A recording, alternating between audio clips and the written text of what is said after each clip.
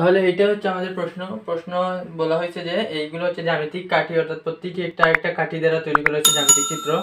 তো এই চিত্রের পরে বলা হয়েছে প্রথমটা প্রশ্ন হচ্ছে কাঠির সংখ্যা তালিকা করো, মানে হচ্ছে প্রথমটাতে কয়টি কাঠি, দ্বিতীয় চিত্রে কয়টি কাঠি, তৃতীয় চিত্রে কয়টি কাঠি লাগছে সেটা আমরা বের করতে হবে।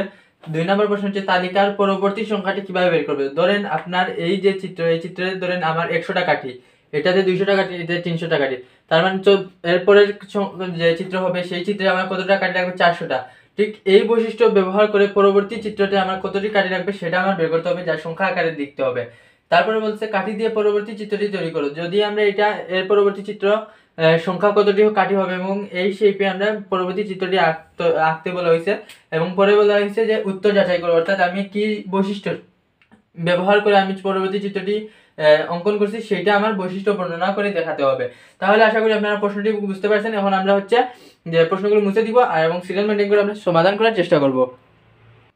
যেহেতু ক নাম্বার প্রশ্ন বলা হয়েছে কাঠি সংখ্যা তালিকা বের করো বা কত, সেই জন্য আমরা কি লিখলাম কাঠি সংখ্যার তালিকা। এখন যেহেতু তালিকা বলা হয়েছে তার মানে আমরা কমা কমা আকারে দিব যে প্রথম চিত্রে কয়টা কাঠি ব্যবহার হয়েছে। দেখেন 1টা 2টা 3টা 4টা, তাহলে প্রথম যে চিত্র আমি দিলাম 4, তারপর হচ্ছে কমা, তো কমা দেওয়ার কারণে বোঝানো হচ্ছে যে এটা প্রথম চিত্র।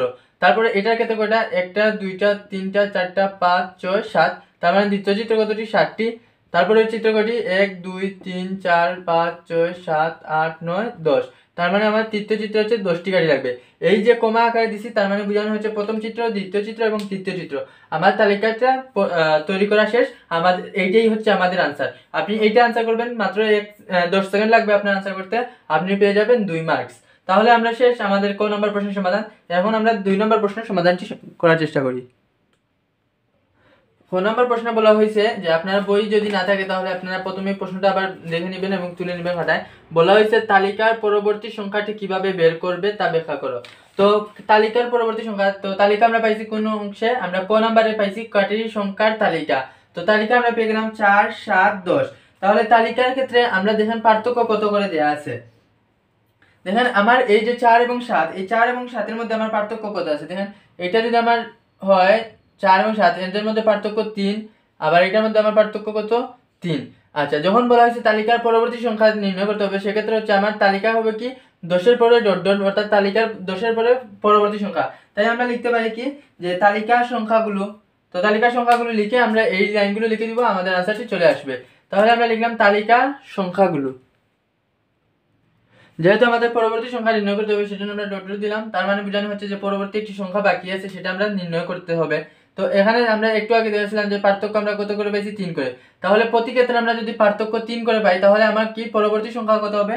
সুতরাং আমরা লিখবো পরবর্তী সংখ্যা 10 যোগ 3, অর্থাৎ পার্থক্য আমরা 3 করে বৃদ্ধি পাচ্ছি, তার সাথে সাথে 3 যোগ করলে 10 পাচ্ছি, 4 সাথে 3 যোগ করে 7 পাচ্ছি, তাহলে পরবর্তী সংখ্যা হবে 10 এর সাথে 3 যোগ করে। সুতরাং আমরা লিখবো কি পরবর্তী সংখ্যা, আপনারা পরবর্তী সংখ্যা কি লিখবেন 10 + 3। তাহলে 10 যোগ 3 যোগ করে আমরা পাইলাম কত, 13। এই 13ই হচ্ছে আমার পরবর্তী সংখ্যা যা আমার নির্ণয় করতে বলা হয়েছে, আমরা নির্ণয় করে ফেলছি, এটাই হবে আমাদের আনসার। তো আশা করি আপনারা এই প্রশ্নটির উত্তর বুঝতে পারছেন। এখন আমরা গ নাম্বার প্রশ্নটি দেখে নিব। গ নাম্বার প্রশ্নে কি বলা হয়েছে, গ নাম্বার প্রশ্নে বলা হয়েছে কাঠি দিয়ে পরবর্তী চিত্রটি তৈরি করো এবং তোমার উত্তর যাচাই করো। তো আমরা কাঠি দিয়ে পরবর্তী চিত্র যখন আমরা অঙ্কন করতে যাব তখন আমরা প্যাটার্ন দেখতে হবে যে আগের চিত্রগুলিতে প্যাটার্ন কি ইউজ করা হয়েছে। দেখেন এখানে আমার একটা আয়তক্ষেত্র, এখানে হচ্ছে 2টা আয়তক্ষেত্র একসাথে জয়েন্ট, এখানে 3টা আয়তক্ষেত্র একসাথে জয়েন্ট। তাহলে আমার পরবর্তী চিত্র কি হবে যে 4টা আয়তক্ষেত্র একসাথে জয়েন্ট এবং তাদের কাঠির সংখ্যা হবে একটা থেকে আরেকটার পার্থক্য 3 হবে, একটা থেকে আরেকটার পার্থক্য 3 হবে। তাহলে এই যে পরবর্তী যে চিত্র আঁকবো সেটা ক্ষেত্রে আমার পার্থক্য কত হতে হবে, 3। তাহলে আমরা পরবর্তী চিত্রের ক্ষেত্রে আমরা হচ্ছে 4টি আয়তক্ষেত্র একসাথে এঁকে নেই, একটি, তারপর হচ্ছে এটা হচ্ছে 2টি, তারপর হচ্ছে এটা 3টি, আর এরপর হচ্ছে এটা 4টি। অর্থাৎ মানে যেটা বলা হয়েছে পরবর্তী চিত্র আমরা লিখে নিব, পরবর্তী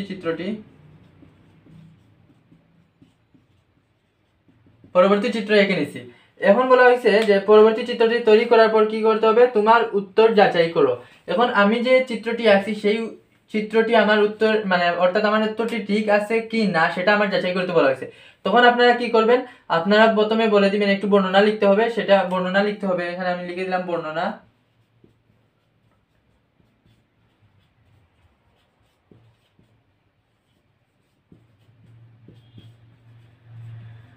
কিভাবে হবে চিত্রটি,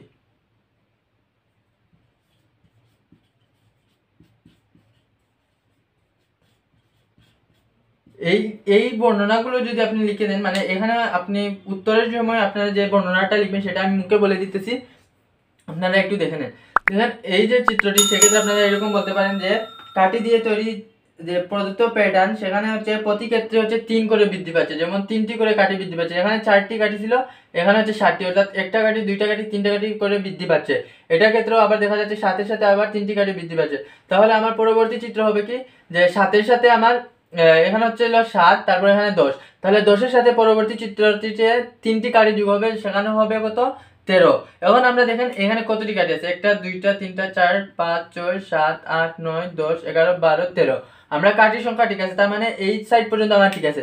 তারপরে বলতে হবে যে কি, এখানে আছে একটি আয়তক্ষেত্র, এখানে 2টি আয়তক্ষেত্র, এখানে 3টি আয়তক্ষেত্র, সুতরাং চতুর্থ চিত্রটিতে আমার 4টি আয়তক্ষেত্র হবে। এই যেহেতু আমার 4টি আয়তক্ষেত্র হবে, আমরা চিত্র উদ্দীপকের মানে আমরা যে তৈরি চিত্র দেখছি সেই চিত্রতেও আমরা 4টি আয়তক্ষেত্র পাইছি, সুতরাং আমার উত্তরটি যথার্থ। এইটা লিখে দিয়ে আপনারা আনসার দিয়ে দিবেন, আপনাদের আনসারটি হয়ে যাবে। তো আশা করি আপনাদের 9 নম্বর প্রশ্নে কোনো সমস্যা থাকার কথা না। তারপরে যদি সমস্যা থাকে অবশ্যই আমাকে জানাবেন।